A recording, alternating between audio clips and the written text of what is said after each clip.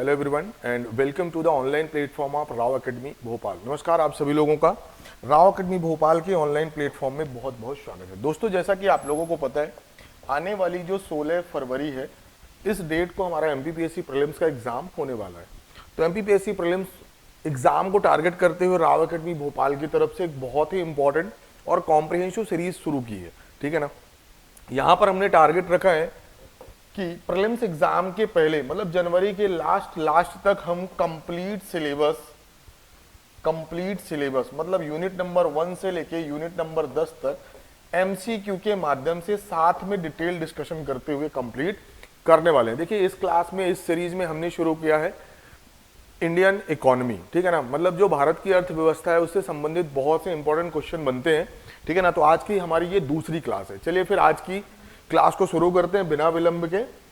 सबसे पहले क्लास को शुरू करें, एक इंपॉर्टेंट नोटिफिकेशन है राव एकेडमी भोपाल की तरफ से एमपीपीएससी प्रीलिम्स एग्जाम को टारगेट करते हुए बहुत ही इंपॉर्टेंट टेस्ट सीरीज शुरू किया। ठीक है ना। यहाँ पर अगर आप देखेंगे कि यूनिट वाइज क्वेश्चंस को भी कवर किया गया है, फुल लेंथ टेस्ट भी, और साथ में सी सेट का भी एग्जाम है। तो पूरी तरीके से आपकी जो तैयारी है ना, उस और मजबूत बनाने के लिए, टॉपिक वाइज प्रिपरेशन के लिए बहुत ही अच्छा है, बहुत ही ज़्यादा हेल्पफुल होने वाली है। ठीक है ना। और सबसे इंपॉर्टेंट बात, ये आपको मात्र 99 रुपए पर मिलने वाली है। तो टेस्ट सीरीज को जरूर ज्वाइन करेंगे, बहुत ज़्यादा हेल्पफुल होगी आपके आने वाले एग्जाम पॉइंट ऑफ व्यू से। देखिए, ये राव एकेडमी भोपाल की तरफ से बहुत से टारगेटेड बैच चल रहे हैं। ठीक है ना। जैसे बुनियाद है, मंतव्य है, संपूर्ण है, सिद्धि है। तो आप अपनी प्रिपरेशन के अकॉर्डिंग किसी भी बैच को एनरोल करके भी तैयारी को शुरू कर सकते हैं राव एकेडमी भोपाल के साथ। यहाँ पर जो भी क्लासेज होती हैं वो हाइब्रिड मोड पर, ऑनलाइन ऑफलाइन दोनों ही मोड पर क्लासेस अवेलेबल है। सबसे इंपॉर्टेंट जो नोटिफिकेशन है वो ये है, राव एकेडमी भोपाल का online application Google play store पर आ चुका है। तो अगर अभी तक आप लोगों ने इस एप्लीकेशन को डाउनलोड नहीं किया तो क्लास खत्म होने के बाद या तो इस बार कोड का यूज करके या सिंपली गूगल प्ले स्टोर पर राव एकेडमी भोपाल सर्च करके इस एप्लीकेशन को डाउनलोड करना है। ऐसा इसलिए बोल रहे हैं क्योंकि आगे आने वाली जो भी हमारी क्लासेज होंगी, जो भी पीडीएफ नोट्स होंगे, जो भी क्वेश्चंस होंगे, मॉक टेस्ट होंगे, वो सब चीजें इसी एप्लीकेशन पर होने वाली हैं। इसीलिए इस एप्लीकेशन को खुद भी डाउनलोड करना है, साथ में दोस्तों के साथ ज़्यादा से ज़्यादा शेयर भी करना है, दोस्तों को भी प्रमोट करना है। ठीक है ना। ये हमारे सोशल मीडिया प्लेटफॉर्म है, लाइक फेसबुक है, यूट्यूब है, टेलीग्राम है। यहाँ पर भी जोड़ करके आप राव एकेडमी भोपाल की जो भी इंपॉर्टेंट अनाउंसमेंट है उनको प्राप्त कर सकते हैं। चलिए फिर आज की क्लास को शुरू करते हैं और आज की क्लास का पहला सवाल आपकी स्क्रीन पर है। The term mixed economy denoted the existence of, मिश्रित अर्थव्यवस्था शब्द दोनों के अस्तित्व को दर्शाता है। आपको बताना है कि जो मिक्स्ड इकोनॉमी है, मिश्रित अर्थव्यवस्था है, इसमें कौन से दो एलिमेंट शामिल होते हैं। ऑप्शन नंबर ए है rural and urban, option number B private and public sector, option number C heavy and small industry, and option number D developed and under developed sector. आपको बताना है मिक्स्ड इकोनॉमी में कौन कौन से दो element शामिल होते हैं। ठीक है ना। देखिए, इसका जो करेक्ट आंसर है option number B, private and public sector. Mixed economy का मतलब क्या है कि जहां पर सोशलिस्टिक पैटर्न दिखे आपको और कैपिटलिस्टिक। अगर कोई भी अर्थव्यवस्था है जहां पर सोशलिस्ट इकोनॉमी के फीचर और कैपिटलिस्ट इकोनॉमी के फीचर आपको देखने को मिले, उसे आप क्या बोलेंगे? दैट इज मिक्स्ड इकोनॉमी या मिश्रित अर्थव्यवस्था। इंपॉर्टेंट है, सभी लोग नोट करेंगे। अगर कोई भी अर्थव्यवस्था है जहां पर इकोनॉमिक एक्टिविटीज, आर्थिक गतिविधियां, पब्लिक सेक्टर मतलब सरकार की तरफ से और प्राइवेट सेक्टर मतलब जो मार्केट है वहां से कंट्रोल हो रही है, तो उसे आप क्या बोलेंगे? That is the feature of mixed economy. आपको याद होना चाहिए, भारत जो है वो मिक्स्ड इकोनॉमी, भारत में किस प्रकार की अर्थव्यवस्था है? आप बताएंगे सर मिक्स्ड या मिश्रित। अगर आपसे कोई पूछे भारत में जो मिक्स्ड इकोनॉमी का कॉन्सेप्ट है वो कब शुरू हुआ, या भारत या इंडिया ने मिक्स्ड इकोनॉमी के कॉन्सेप्ट को कब एक्सेप्ट किया, आप बताएंगे 1948। इंपॉर्टेंट है, सभी लोग नोट करेंगे। भारत में मिक्स्ड इकोनॉमी, ठीक है ना, का जो कॉन्सेप्ट है उसकी शुरुआत कब से मानी जाती है? 1948 में। तो इसका जो करेक्ट आंसर होगा option number B, that is the existence of private and public sector in the economy is termed as mixed economy. Important है, सभी लोग नोट करेंगे। चलिए आगे बढ़ेंगे और अगला सवाल आपकी स्क्रीन पर है। It will be true to classify India as, Bharat को इस प्रकार वर्गीकृत करना सही होगा, a food deficit economy, a labour surplus economy, a trade surplus economy, a capital surplus economy. Bharat की जो अर्थव्यवस्था है, ठीक है ना, उसे हम किस तरीके से वर्गीकृत करें, ठीक है ना। ऑप्शन नंबर ए है, बी है, सी है या फिर डी है। आंसर सभी को करना है और आप अपने जो भी रिस्पॉन्स है, जो भी आंसर है ना, आप नोट करते चलिए, फिर खुद को एनालिसिस करिए कि आखिर मेरे कितने क्वेश्चन सही हो रहे हैं या मेरे से कहां कहां पर गलती हो रही है, ठीक है ना।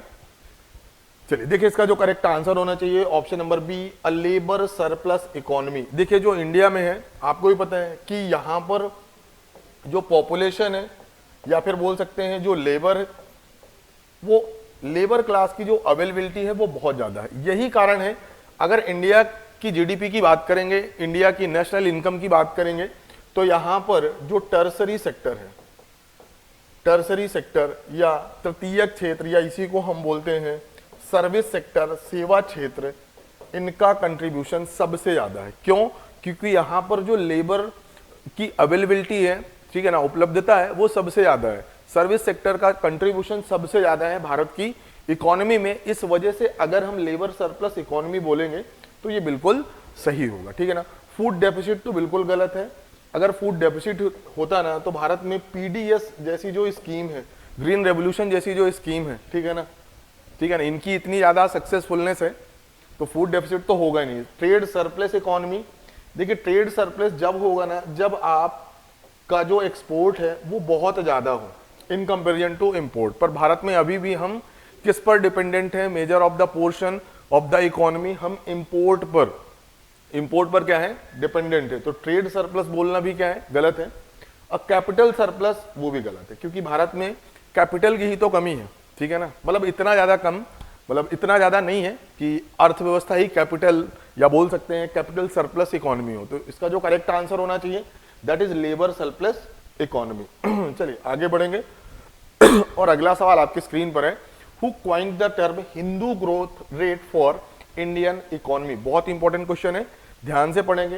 हिंदू ग्रोथ रेट एक शब्द दिया गया है, ठीक है ना, भारत की अर्थव्यवस्था से संबंधित।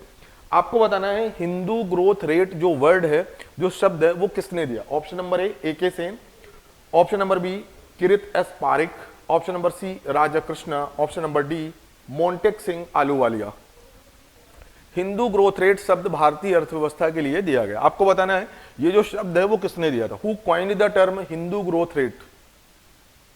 बहुत ही इंपॉर्टेंट क्वेश्चन है, आंसर सभी को करना है। हिंदू ग्रोथ रेट, इसका संबंध किससे है? तो देखिए इसका जो करेक्ट आंसर है सभी लोग नोट करेंगे।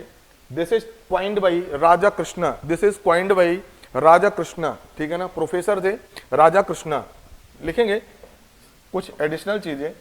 जो हिंदू ग्रोथ रेट है, हिंदू ग्रोथ रेट है, इसका संबंध किससे? हिंदू ग्रोथ रेट का संबंध किससे है? आप बताएंगे GDP growth of, GDP growth rate of,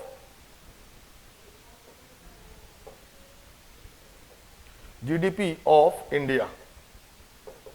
जो प्रोफेसर हमारे राजा कृष्णा साहब थे, इन्होंने एनालिसिस किया कि जो इंडिया की जीडीपी ग्रोथ रेट है 1950 से लेके 1980 तक, वो अप्रॉक्स कितना है? 3.5%। अप्रॉक्स कितना है? 3.5%। मतलब बहुत ही स्लो इकोनॉमिक ग्रोथ देखी गई, ठीक है ना।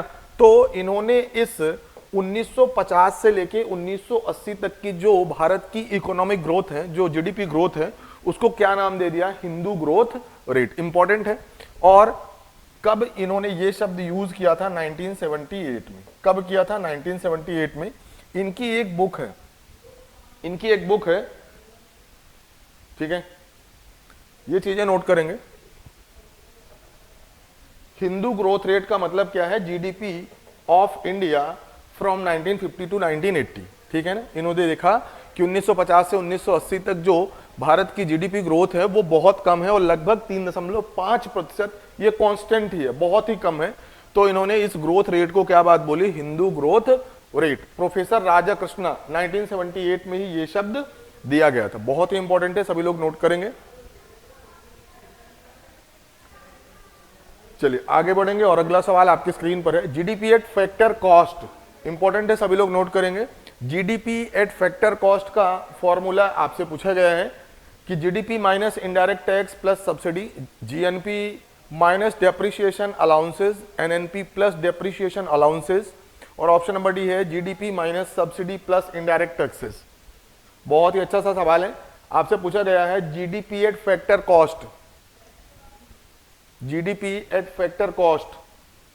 देखिए सिंपल सा है, अगर बात करेंगे जीडीपी एट फैक्टर कॉस्ट आपको चाहिए तो जो भी जीडीपी एट मार्केट प्राइस है उसमें इनडायरेक्ट टैक्स को माइनस करिए और सब्सिडी को जोड़ दीजिए, सब्सिडी को जोड़ दीजिए तो आपको क्या मिलेगा, जीडीपी एट फैक्टर कॉस्ट। देख लीजिए कौन सा ऑप्शन है, GDP minus indirect tax plus subsidy, option number A will be the correct answer. ये फॉर्मूला आपको याद रखना है, जीडीपी एट फैक्टर कॉस्ट, ठीक है ना। कभी भी आपको फैक्टर कॉस्ट निकालना है, कभी भी नोट कर लीजिए, अगर फैक्टर कॉस्ट निकालना है तो जो भी मार्केट वैल्यू है, जो भी मार्केट प्राइस है, उसमें इनडायरेक्ट जो टैक्स लगते हैं, इनडायरेक्ट टैक्स को घटाइए और सब्सिडी को जोड़ दीजिए तो आपको एक्चुअल फैक्टर कॉस्ट मिलेगी कि वाकई में बनाने में कितना कीमत लगी, ठीक है ना। ये जो फैक्टर कॉस्ट है ना वो इंडस्ट्री में कैलकुलेट की जाती है, इंपॉर्टेंट है, सभी लोग नोट करेंगे,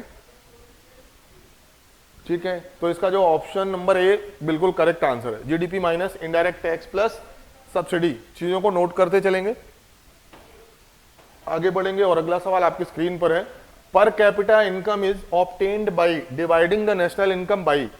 अगर आप तो प्रति व्यक्ति आय की गणना करना है, ठीक है ना, अगर आपको पर कैपिटा इनकम निकालना है तो नेशनल इनकम में आपको किस चीज को डिवाइड करना होगा। ऑप्शन नंबर ए है total population, option number B है total working population, option number C है area of the country, and option number D है volume of the capital used. Per capita income का formula आपसे पूछा गया है, बहुत ही सिंपल सा क्वेश्चन है। देखिए इसका जो करेक्ट आंसर होगा option number A, total population of the country. आपको भी पता है कि किसी भी देश की अगर पर कैपिटा इनकम निकालना है तो उस देश की नेशनल इनकम में आप टोटल पॉपुलेशन को डिवाइड कर दीजिए, जो भी टोटल पॉपुलेशन है, तो आपको पर कैपिटा इनकम मिल जाएगी, ठीक है ना। बहुत ही सिंपल सा क्वेश्चन है। इसी तरीके के सवाल एमपीपीएससी प्रीलिम्स में पूछे जाते हैं, इससे ज्यादा कुछ बहुत ज्यादा नहीं पूछा जाता, ठीक है ना। बहुत ही सिंपल से क्वेश्चन होते हैं, बेसिक्स ऑफ इकोनॉमी। आगे बढ़ेंगे और अगला सवाल आपकी स्क्रीन पर है, डेप्रिसिएशन इज इक्वल्स टू, जो मूल्य ह्रास है, डेप्रिसिएशन है, इज इक्वल्स टू, ठीक है ना, मूल्य ह्रास किसके बराबर होता है। ऑप्शन नंबर ए है GNP minus NNP, option number B है NNP minus GNP, option number C है GNP minus personal income, option number D है personal income minus personal taxes. Important है, ठीक है। चलिए आइए समझते हैं डेप्रीशिएशन है क्या। अब देखिए सबसे पहले एनएनपी की बात कर लेते हैं। अगर आपको एनएनपी निकालना है, अभी यहां पर कुछ भी नहीं लिखा फैक्टर कॉस्ट या फिर मार्केट प्राइस, तो एनएनपी की अगर आपको वैल्यू निकालना है उसके लिए आप जो भी जीएनपी की वैल्यू है उसमें से डेप्रीशिएशन माइनस कर दीजिए। क्या बातें क्लियर है। जब भी आपको नेट नेशनल प्रोडक्ट निकालना होता है तो आप जीएनपी में किसको माइनस करते हैं, डेप्रीशिएशन। अब आपसे वो पूछा है डेप्रीशिएशन की वैल्यू निकालना है, तो डेप्रीशिएशन को अगर इधर तरफ लेके आएंगे तो GNP minus NNP, option number A will be the correct answer. बहुत इजी सा क्वेश्चन है, बट उसके लिए आपको ये फॉर्मूला याद होना चाहिए। जीएनपी में माइनस एनएनपी करेंगे, ठीक है ना, जीएनपी में से एनएनपी हटाएंगे तो हमें क्या मिलेगा, डेप्रीशिएशन। इंपॉर्टेंट है, सभी लोग नोट करते चलेंगे। चलिए आगे बढ़ेंगे और अगला सवाल आपकी स्क्रीन पर है, which one of the following is not a method of measurement of the national income. देखिए ये जो क्वेश्चन है एमपीपीएससी प्रीलिम्स 2021 में पूछा हुआ सवाल है कि इनमें से आपको बताना है कि कौन सी मेथड है जिससे नेशनल इनकम कैलकुलेट नहीं की जाती है। ऑप्शन नंबर है value added, option number B है national income method, option number C है expenditure method, and option number D है इन्वेस्टमेंट मेथड। आपको बताना है कि कौन सी मेथड है जिससे राष्ट्रीय आय या नेशनल इनकम कैलकुलेट नहीं होती, ठीक है ना। देखिए आंसर सभी को करना है, गलत हो सही हो वो अलग बात है। आंसर सभी को करना है, देखिए इसका जो correct answer option number D, investment method, ठीक है ना, वैल्यू एडेड मेथड है, यहां से भी नेशनल इनकम आप कैलकुलेट करते हैं, इनकम मेथड है, एक्सपेंडिचर मेथड है, बट इन्वेस्टमेंट मेथड नहीं है, मतलब ये हमारा आंसर, ठीक है ना, बातें क्लियर है क्या? चलिए आगे बढ़ेंगे और अगला सवाल आपकी स्क्रीन पर है, which of the following is equivalent to national income. बहुत इंपॉर्टेंट क्वेश्चन है, वेरी इंपॉर्टेंट। इन चारों में से आपको बताना है कि नेशनल इनकम की एक्चुअल डेफिनेशन क्या है। GDP at market price, NDP at factor cost, NNP at market price and NNP at factor cost.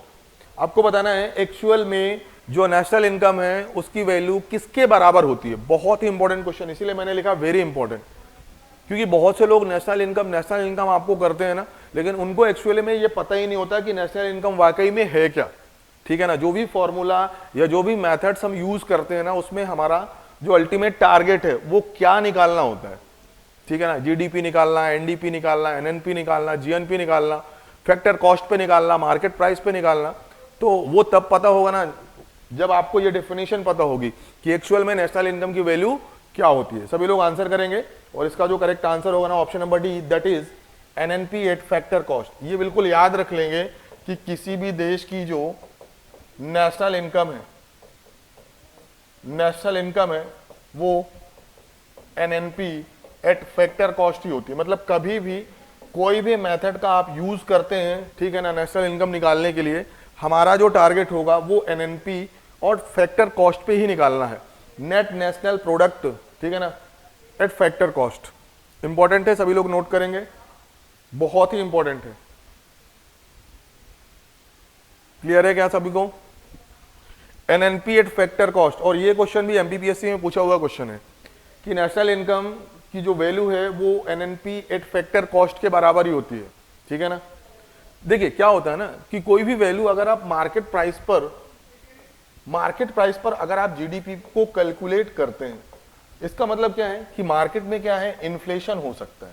Actual में आपने कितना प्रोडक्शन किया गुड्स एंड सर्विसेज का, पता तो तब चलेगा ना कि उसकी रियल वैल्यू क्या है, उसकी फैक्टर कॉस्ट क्या है, क्योंकि मार्केट में तो टैक्सेज है, इन्फ्लेशन है, ठीक है ना, तो एक्चुअल कॉस्टिंग हम पता ही नहीं लगा पाते।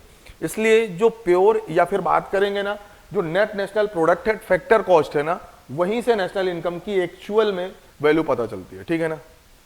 चलिए आगे बढ़ेंगे और अगला सवाल आपकी स्क्रीन पर है, which sector of the Indian economy contributes largest to the GDP. आपको बताना है कि कौन सा सेक्टर है जिसका भारत की अर्थव्यवस्था में सबसे ज्यादा योगदान है, प्राइमरी, सेकेंडरी, टर्सरी या फिर पब्लिक सेक्टर। कौन सा सेक्टर है जिसका भारत की अर्थव्यवस्था में बहुत ज्यादा योगदान है। ये क्वेश्चन का आंसर मैं आपको बता चुका हूं। भारत में अगर बात करेंगे तो बहुत ही इंपॉर्टेंट चीज है कि सबसे ज्यादा अगर लेबर की बात करेंगे, सबसे ज्यादा लेबर की बात करेंगे तो कहां पर ज्यादा लोग रोजगार में लगे हुए हैं, प्राइमरी सेक्टर। जो प्राइमरी सेक्टर है वो सबसे ज्यादा रोजगार देने वाला क्या है, क्षेत्र है अर्थव्यवस्था का, बहुत ज्यादा लोग यहां पर लगे हुए हैं। लेकिन अगर बात करेंगे इकोनॉमी में कंट्रीब्यूशन के, इकोनॉमिक कंट्रीब्यूशन की अगर बात करेंगे, इकोनॉमिक कंट्रीब्यूशन की बात करेंगे तो लगभग 54% किस क्षेत्र का है, टर्सरी क्षेत्र या टर्सरी सेक्टर, या इसी को बोलते हैं सेवा क्षेत्र। क्या बातें क्लियर सभी को? तो सबसे ज्यादा कंट्रीब्यूशन किसका है भारत की अर्थव्यवस्था में, टर्सरी सेक्टर पर। अगर बात करेंगे एम्प्लॉयमेंट की तो सबसे ज्यादा लोग कहां पर लगे हुए हैं, प्राइमरी सेक्टर में, ठीक है ना। आपको भी पता है भारत में लगभग 72%, लगभग अगर बात करेंगे 72% लोग कहां पर लगे हुए हैं, agriculture and allied activities, that is the primary sector. पर मात्र 26% लोग हैं जो 26% लोग हैं जो टर्सरी सेक्टर में है। और कंट्रीब्यूशन की बात करेंगे तो लगभग 60% योगदान अर्थव्यवस्था में किसका है, सर्विस सेक्टर का, ठीक है। चीजों को नोट करेंगे, आगे बढ़ेंगे और अगला सवाल आपकी स्क्रीन पर है, who estimated national income in India first. Bharat में राष्ट्रीय आय का जो आंकलन है, जो कैलकुलेशन है, वो सबसे पहली बार किसने किया था। ऑप्शन नंबर ए है Dadabhai Nehru, option number B है RC Dutt, option number C है VK RV Rao and option number D है डीआर गॉडगिल। भारत में राष्ट्रीय आय की जो कैलकुलेशन है वो सबसे पहली बार किसने किया था, बहुत इंपॉर्टेंट क्वेश्चन है। और कई बार क्वेश्चन पूछा भी गया एग्जाम में, भारत में राष्ट्रीय आय की जो गणना है, जो कैलकुलेशन है, वो सबसे पहली बार किसने की थी? ठीक है, देखिए इसका जो करेक्ट आंसर है ऑप्शन नंबर ए है, दादा भाई नेहरू जी। देखिए इनके बारे में लिखेंगे, इन्होंने नेशनल इनकम जो कैलकुलेट की थी वो कब की थी? 1867। एक बुक भी इन्होंने लिखा था, poverty and un British rule, poverty and un British rule in India. और दूसरा इकोनॉमिक्स से रिलेटेड इन्होंने ड्रेन ऑफ वेल्थ की थ्योरी भी दी थी, धन के निर्गमन। ठीक है ना, तो यहीं पर उन्होंने कैलकुलेट की थी, दादा भाई नेहरूजी जी ने सबसे पहली बार 1867 में सबसे पहली बार राष्ट्रीय जो आय है, नेशनल इनकम है, उसे कैलकुलेट किया था। इंपॉर्टेंट है सभी लोग, ड्रेन ऑफ वेल्थ का भी कॉन्सेप्ट दिया था और poverty and un British rule of India, ठीक है ना, ये बुक भी लिखी थी। इंपॉर्टेंट है, सभी लोग नोट करेंगे। ये दो बुक आपको याद रखना है, ड्रेन ऑफ वेल्थ और poverty and un British rule in India. ठीक है ना, ये कॉन्सेप्ट या राष्ट्रीय आय की गणना कब की गई थी? 1867 में। ठीक है ना, चलिए अगर बात करेंगे ना, यहां पर एक ऑप्शन और है, VKRV राव, ये पहले इंडियन थे जिन्होंने साइंटिफिकली या वैज्ञानिक तरीके से नेशनल इनकम कैलकुलेट किया था 1931 में। ठीक है ना, तो ये चीज भी आगे पूछी जाएगी। देखिए आगे बढ़े उसके पहले फिर से एक नोटिफिकेशन है कि राव एकेडमी भोपाल की तरफ से MPPSC प्रीलिम्स एग्जाम को टारगेट करते हुए बहुत ही अच्छी टेस्ट सीरीज शुरू की गई है, जो कि मात्र आपको 99 रुपीज में मिलने वाली है। ठीक है ना, सबसे खास बात तो ये है, और जो दूसरी सबसे खास बात है वो ये है कि यहाँ per unit wise questions cover किए गए हैं जो कि MPPSC एग्जाम के लिए रिलेवेंट है। दूसरा यहाँ पर फुल लेंथ टेस्ट भी है और साथ में CSET के भी पेपर हैं। तो कुल मिला के एक पूरा का पूरा जो सिलेबस है ना, वो टेस्ट सीरीज के माध्यम से रिवाइज करने का आपको मौका मिलेगा, खुद की गलतियों को सुधारने का मौका मिलेगा। तो क्लास के बाद इस दिए गए नंबर पर, ठीक है ना, क्लास के बाद इस दिए गए नंबर पर कॉल करके खुद को टेस्ट सीरीज के लिए रजिस्टर कर सकते हैं, 8319618002। तो इस नंबर पर कॉल करके भी घर बैठे टेस्ट सीरीज के लिए रजिस्टर कर सकते हैं। देखिए टेस्ट सीरीज बहुत इंपॉर्टेंट है, टेस्ट सीरीज सभी को लगाना चाहिए। सबसे इंपॉर्टेंट बात तो ये है कि राव एकेडमी भोपाल की तरफ से बहुत से टारगेटेड बैच चल रहे हैं। ठीक है, जैसे बुनियाद है, मंतव्य है, संपूर्ण है, सिद्धि है। तो आप अपनी प्रिपरेशन के अकॉर्डिंग किसी भी टारगेटेड बैच ज्वाइन करके भी तैयारी शुरू कर सकते हैं। ठीक है ना, ये राव एकेडमी भोपाल का जो हमारा ऑनलाइन एप्लीकेशन है वो गूगल प्ले स्टोर पर आ चुका है।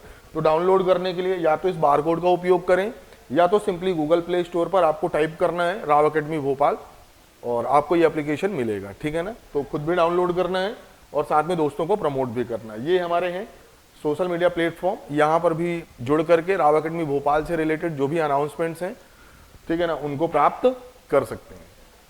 अब आगे बढ़ेंगे और अगला सवाल आपकी स्क्रीन पर है, the philosophy of laissez faire is associated with. जो लेसेस फेयर की फिलॉसफी है उसका संबंध किससे है?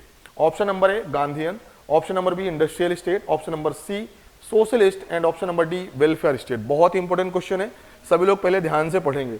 जो लेसेस फेयर सिस्टम है उसका संबंध किस राज्य से है? ठीक है ना, कल्याणकारी राज्य से है, सामाजिक राज्य से है, गांधीयन राज्य से है, या फिर इंडस्ट्रियल या औद्योगिक राज्य से है। लेसेस फेयर जो सिस्टम है वो मोस्टली किस तरह की इकोनॉमी में आपको देखने को मिलेगा? क्वेश्चन इस तरीके से भी पूछा जा सकता है। ठीक है ना, लेसेस फेयर,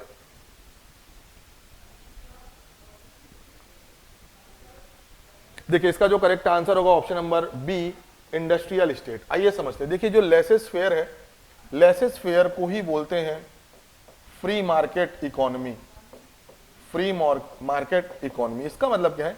मार्केट में किसी भी तरीके का गवर्नमेंट इंटरफेरेंस नहीं है, नो गवर्नमेंट इंटरफेयर। ठीक है ना, या फिर फ्री मार्केट आपको किस तरह की इकोनॉमी में देखने को मिलेगा?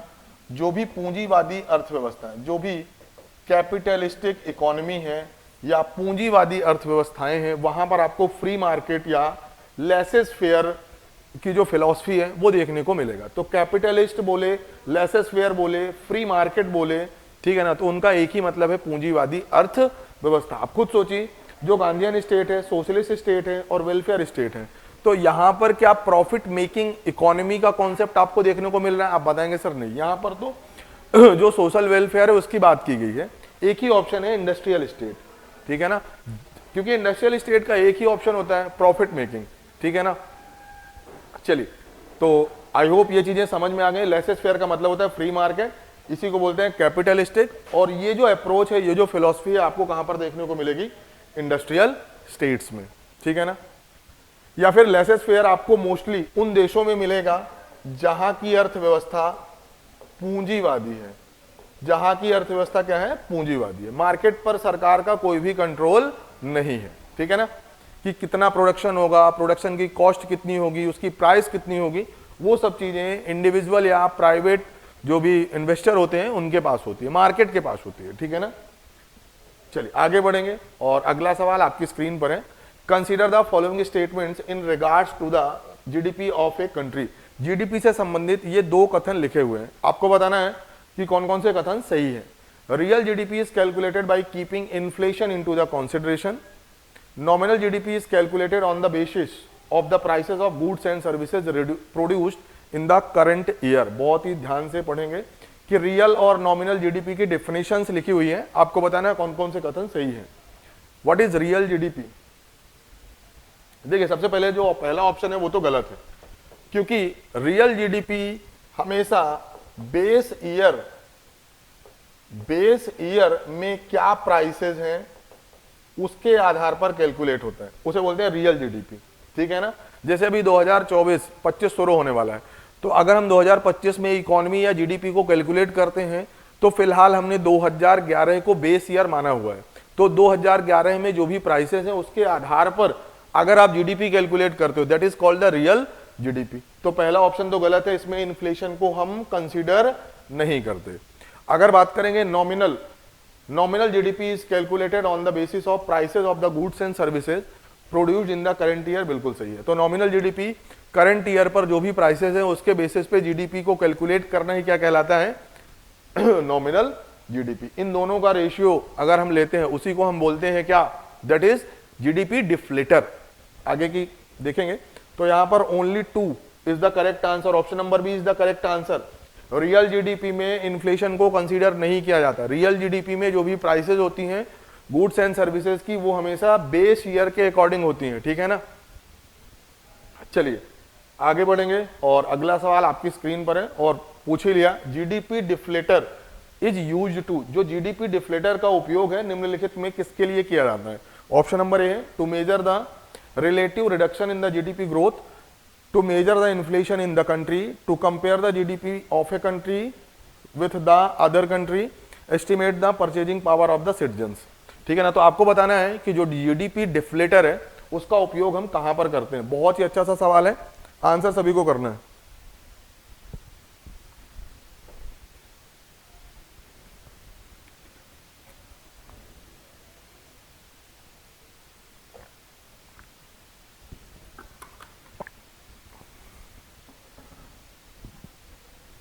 चलिए देखिए, इसका जो करेक्ट आंसर होगा ना, option number B, to measure the inflation. आइए समझते हैं।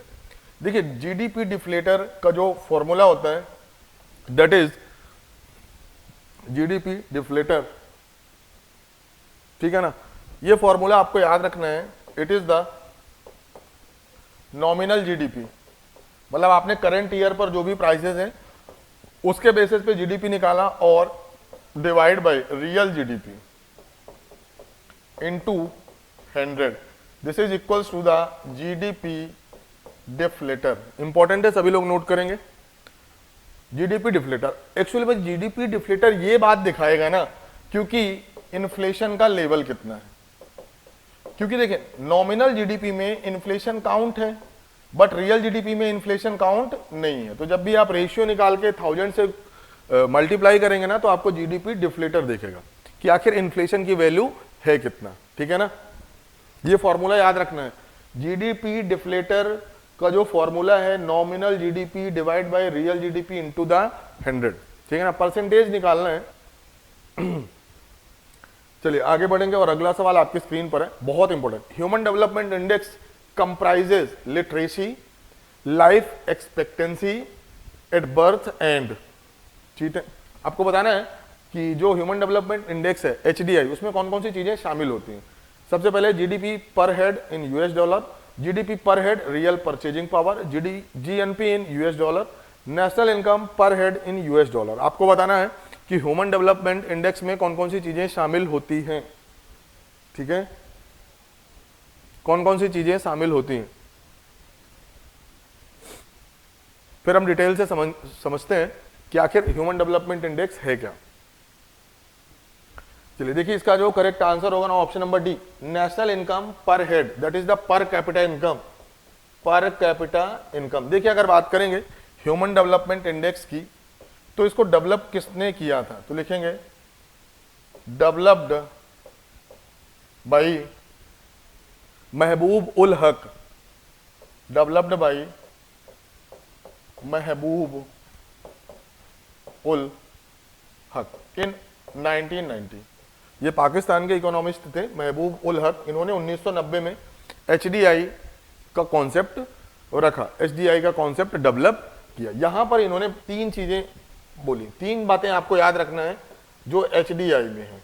एक तो life expectancy, life expectancy that is the जीवन प्रत्याशा, कि आखिर एवरेज एज कितनी होना चाहिए। और एवरेज एज क्या डिसाइड करता है, मतलब एवरेज एज को कौन सा फैक्टर डिसाइड करेगा, दैट इज द हेल्थ। किसी भी देश में स्वास्थ्य की क्या सुविधा है, उसका सबसे बड़ा इंडिकेटर क्या होता है, लाइफ एक्सपेक्टेंसी। बहुत सारी होती है, ठीक है ना, जैसे मोर्टेलिटी रेट होती है, फिर मदर मोर्टेलिटी रेट होता है, ठीक है ना, तो वो सब चीजें बहुत सारी चीजें होती है, पर life expectancy that is the indicator of health. दूसरा है एजुकेशन, दूसरा है एजुकेशन। अब एजुकेशन का जो इंडिकेटर है वो किसे हम मानते हैं, that is the literacy rate, साक्षरता दर, ठीक है। और तीसरी जो इंपॉर्टेंट बात है that is the per capita income. यहां से लिविंग स्टैंडर्ड का कॉन्सेप्ट आता है, ठीक है ना। तो ये तीन चीजें शामिल है एचडीआई में। कौन कौन सी हैं, life expectancy that is the health, education that is the literacy rate, और per capita income, per capita income, ठीक है ना। और पर कैपिटा इनकम से हम लिविंग स्टैंडर्ड का पता लगाते हैं, ठीक है ना। चलिए चीजों को नोट करेंगे।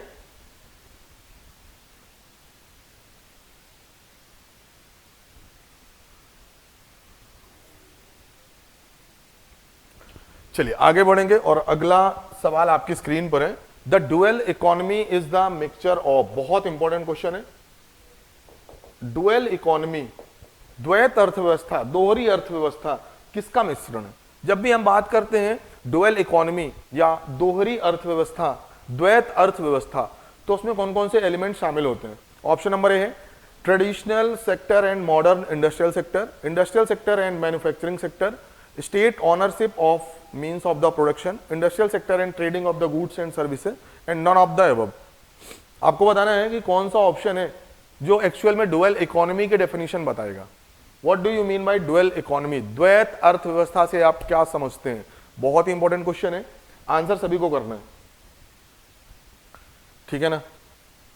चलिए देखिए, इसका जो करेक्ट आंसर होना चाहिए ऑप्शन नंबर ए, ट्रेडिशनल एग्रीकल्चरल सेक्टर और साथ में मॉडर्न इंडस्ट्रियल सेक्टर, ठीक है ना। इंडिया ने भी ये मॉडल अपनाया है डुअल इकोनॉमी। डुअल इकोनॉमी का मतलब क्या है कि आखिर देश की ज्यादातर जो पॉपुलेशन है उसकी डिमांड क्या है, उसे बोलते हैं ट्रेडिशनल सेक्टर। ट्रेडिशनल सेक्टर, किसी भी देश की अर्थव्यवस्था है उसमें सबसे ज्यादा जो डिमांड है किस चीज की है, ठीक है ना, उससे रिलेटेड जो भी क्षेत्र होगा उसे बोलेंगे ट्रेडिशनल सेक्टर। अब जैसे इंडिया के केस की बात करेंगे तो traditional sector agriculture and allied activities है। अगर बात करेंगे तो इंडिया के केस में एग्रीकल्चर और अलाइड एक्टिविटीज, कृषि और संबंधित क्षेत्र, that is the traditional sector. मतलब सरकार या हमारी जो अर्थव्यवस्था की ज्यादातर गतिविधियां हैं वो एग्रीकल्चर और अलाइड एक्टिविटीज पर डिपेंडेंट होंगी, ठीक है। इसकी दो वजह है, सबसे पहले तो इतनी ज्यादा पॉपुलेशन के लिए फूड ग्रेन की अवेलेबिलिटी, और दूसरा इतने ज्यादा लोगों के लिए रोजगार के अवसर, दैट इज द एग्रीकल्चर, ठीक है ना। क्योंकि 72% लोग हैं जो कृषि पर डायरेक्टली या इनडायरेक्टली क्या है, डिपेंडेंट है, ठीक है ना। तो ट्रेडिशनल सेक्टर और साथ में अगर आप मॉडर्न इंडस्ट्री को भी डेवलप कर रहे हैं, आधुनिक उद्योगों को भी विकास कर रहे हैं, डेवलप कर रहे हैं, तो इस तरीके की है उसे आप बोलते हैं डुअल इकोनॉमी। बातें क्लियर है क्या? कि आपकी कंट्री की, आपकी अर्थव्यवस्था की जो ट्रेडिशनल नेसेसिटी है वहां पर विकास तो हो ही रहा है, उस क्षेत्र को आप डेवलप कर ही रहे हो, साथ में जो भी टेम्पोरेरी टेक्नोलॉजी है, मॉडर्न इंडस्ट्री है, उनके विकास पर भी ध्यान दे रहे हो। ये डुअल इकोनॉमी का सबसे बड़ा कॉन्सेप्ट है। इंपॉर्टेंट क्वेश्चन था, सभी लोग स्क्रीनशॉट लेंगे। चलिए आगे बढ़ेंगे और अगला सवाल आपकी स्क्रीन पर है। In which year was the 20 point economic programme announced for the very first? Important है, नोट करेंगे, यहां पर लिखा हुआ है अनाउंस्ड, ठीक है ना। सबसे पहली बार 20 पॉइंट प्रोग्राम, टीपीपी बोलते हैं, टीपीपी एक प्रोग्राम था, 20 पॉइंट प्रोग्राम, गांव या विलेज के डेवलपमेंट से लेके था, ठीक है ना। तो वो कब अनाउंस किया गया था? बहुत इंपॉर्टेंट है, 1975, 2006, 1986, 1982 जो 20 पॉइंट प्रोग्राम थे, ठीक है ना, विकास को लेके थे, तो वो सबसे पहली बार कब अनाउंस किए गए थे? बहुत ही इंपॉर्टेंट है, सभी लोग आंसर करेंगे।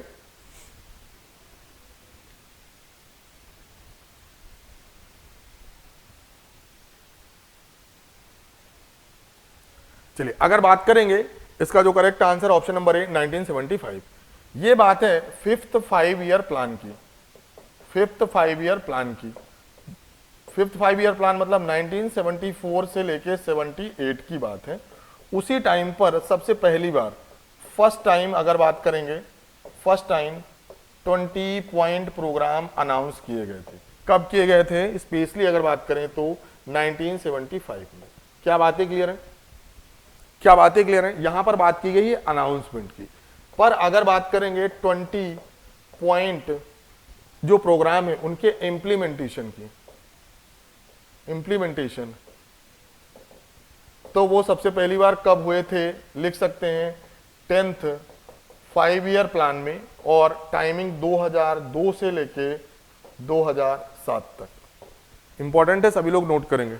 अगर इंप्लीमेंटेशन की बात करेंगे तो सबसे पहली बार इंप्लीमेंट कब हुए थे?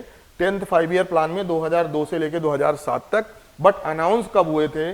1975 में, और इस समय पर सरकार थी इंदिरा गांधी जी की। प्राइम मिनिस्टर कौन थी? इंदिरा गांधी जी, ठीक है ना। हाँ, अब इतनी सारी बातें कर ही रहे हैं तो एक चीज और आप लोग लिख ही लेंगे। इसी टाइम पर या 10th 5 ईयर प्लान में एक मॉडल आया था जिसको बोलते हैं पूरा। कौन सा मॉडल? पूरा। और इसका full form providing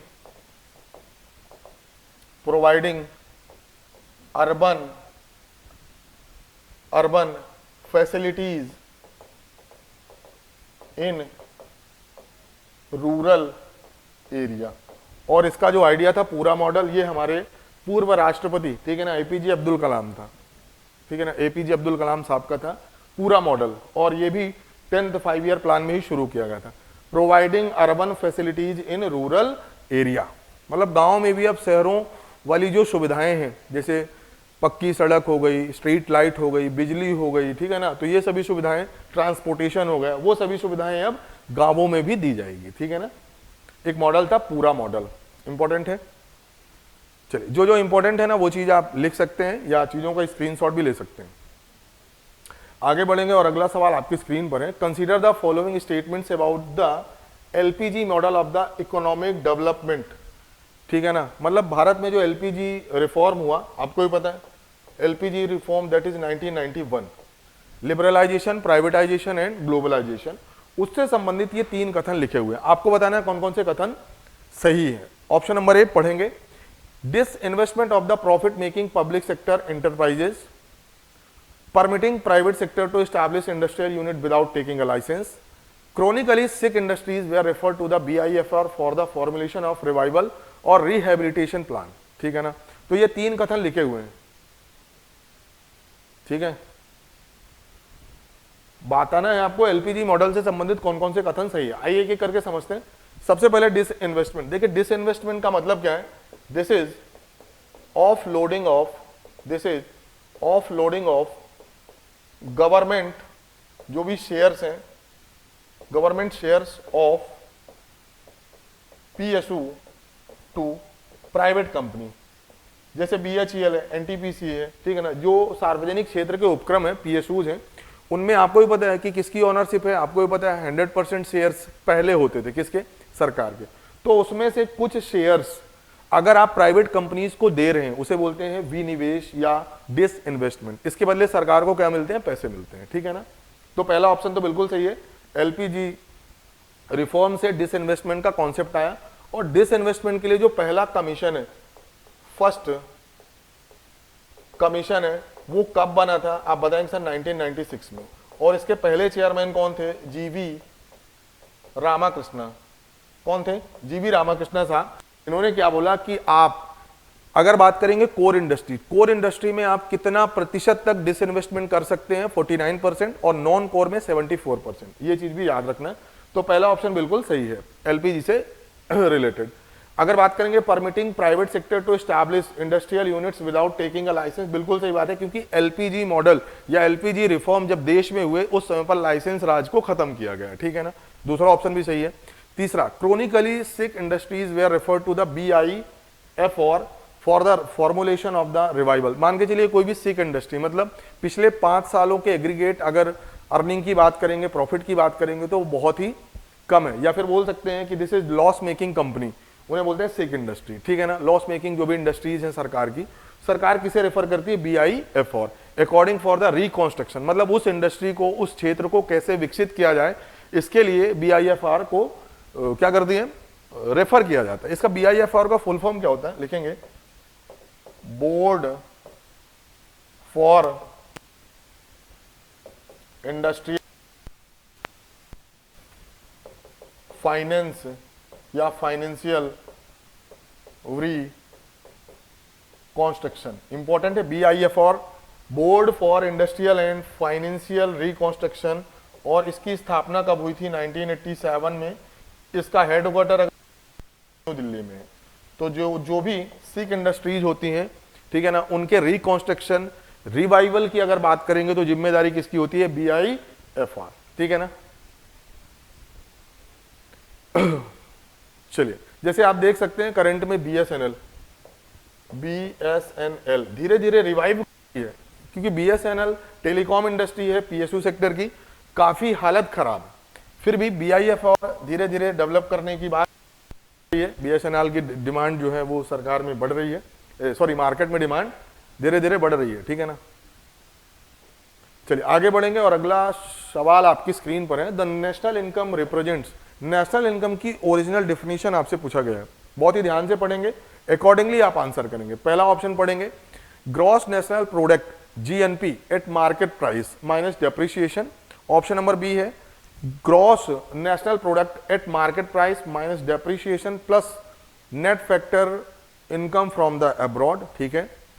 gross national product at market price minus depreciation and indirect taxes plus subsidy, ठीक है। Gross national product at market price minus net factor income from the abroad, ठीक है। आप देख के बताएंगे कौन सा ऑप्शन सही होगा।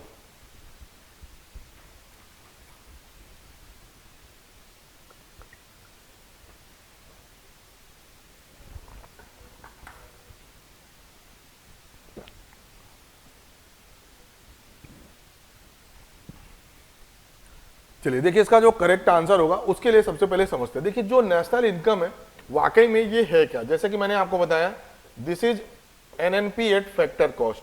अगर आपको ये फॉर्मूला याद है, NNP मतलब net national product eight factor cost, इसकी वैल्यू होगी GNP at market price minus indirect tax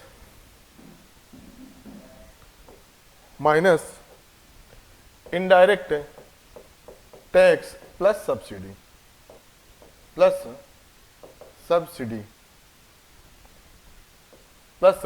अब इसमें माइनस करना, दैट इज माइनस डेप्रिसिएशन, तो आपको क्या मिलेगा, NNP एट फैक्टर कॉस्ट। अब आप देख लीजिए कौन सा ऑप्शन है, GNP at market price, GNP market price minus depreciation plus net, अच्छा ये ऑप्शन तो नहीं है, GNP एट माइनस डेप्रिसिएशन, हाँ ठीक, ये ऑप्शन देख सकते हैं, GNP at market price minus depreciation minus indirect tax plus subsidy. तो हमारा ऑप्शन नंबर थर्ड बिल्कुल सही आंसर होगा। ये फॉर्मूला सभी को याद रखना है। जो एनएनपी है उसकी वैल्यू हमेशा GNP eight market price minus indirect tax plus subsidy minus depreciation. सभी लोग चीजों को नोट करेंगे।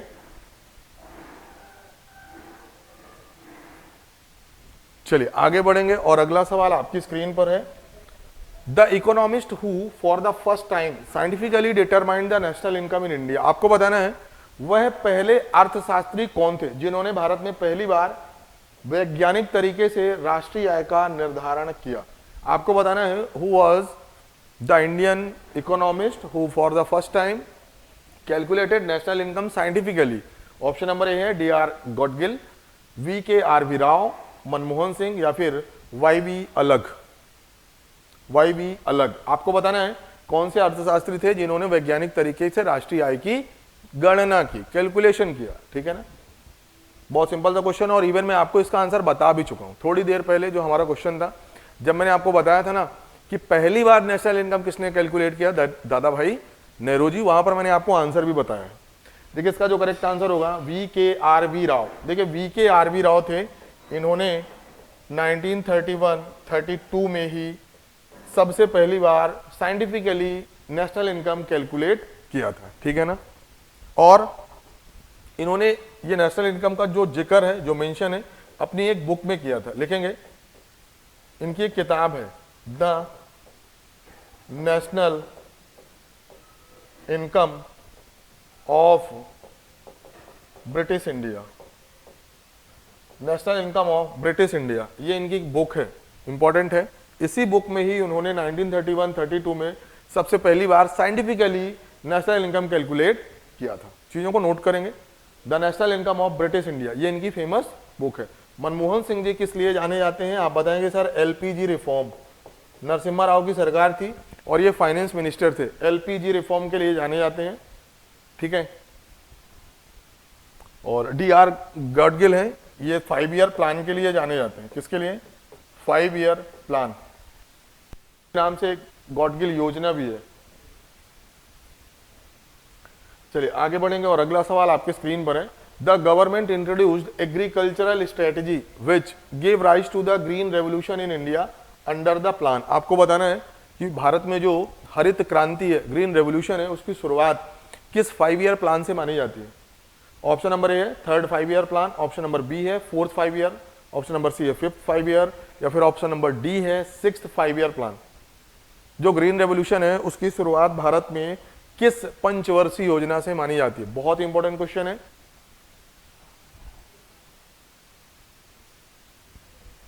बहुत ही अच्छा सा क्वेश्चन है और बहुत अच्छा डिस्कशन भी होने वाला है।